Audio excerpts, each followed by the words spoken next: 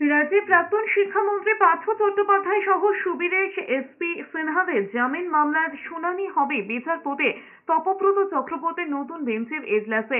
অভিযুক্তদের জামিন নিয়ে আগের বিচারপতিদের ভিন্ন মত পোষণের পর গঠিত নতুন বেঞ্চ চলতি সপ্তাহে শুনানির সম্ভাবনা রয়েছে। গত বুধবার এসএসসি নিয়োগ দুর্নীতি মামলায় ধৃত 9 জনের মামলায় বিচারপতি অরিজিৎ বন্দ্যোপাধ্যায় সবাইকে জামিন মঞ্জুর করেছিলেন। তবে বিচারপতি অপূর্ব সিনহা পার্থ চট্টোপাধ্যায় সহ 4 জনের জামিনের আর্জি খারিজ করেন। এতে জামিন পাওয়া ঝুলে যায় পার্থদের।